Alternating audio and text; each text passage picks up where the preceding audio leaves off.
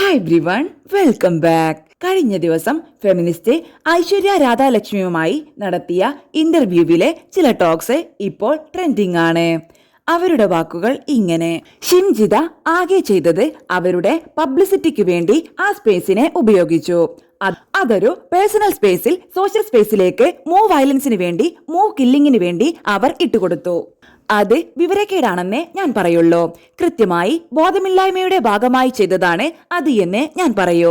പക്ഷെ അവർക്കത്രയും ബോധമില്ല ചിന്തിക്കാൻ. അതിന്റെ വരും വരായികളെ കുറിച്ച് ചിന്തിക്കാനോ അല്ലെങ്കിൽ ദീപക് മരിച്ചു പോകും എന്ന് വിചാരിച്ചിട്ടാണോ ഷിംജിത ചെയ്തത് എന്ന് എനിക്ക് തോന്നുന്നില്ല.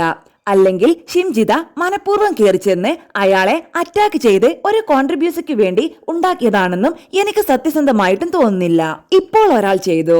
ഷിംജിത അത് ചെയ്തത് ബോധപൂർവമോ അല്ലെങ്കിൽ ദീപകിന്റെ മരണത്തിലേക്ക് എത്തും എന്ന് ചിന്തിച്ചിട്ടുണ്ടാവില്ല എന്ന് ന്യായീകരിക്കാൻ ഇപ്പോഴും പറ്റുന്നുണ്ട്. ഇപ്പോൾ ഇതിന്റെ മുൻപുള്ള വർഷങ്ങളിലും സംഭവിച്ച വികാസങ്ങളിലും സ്ത്രീകളുമായി ബന്ധപ്പെട്ട കാര്യങ്ങളിൽ വരെ നടന്ന ആത്മഹത്യകളൊക്കെ സംഭവിച്ചിട്ടുണ്ട്.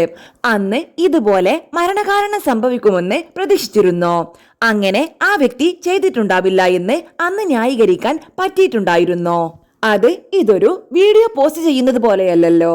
ഈ ഗാർഹിക പീഡനമോ അല്ലെങ്കിൽ നമ്മുടെ നിയമം ചെയ്യരുതെന്ന് പറഞ്ഞേക്കുന്ന കാര്യങ്ങളെ കൃത്യമായി ചെയ്തുകൊണ്ടിരിക്കുന്നവരും അതിൽ മരണപ്പെടുന്നവരും വീഡിയോ എടുത്ത് പോസ്റ്റ് ചെയ്യുന്നതിലും ഭയങ്കര വ്യത്യാസമുണ്ട്.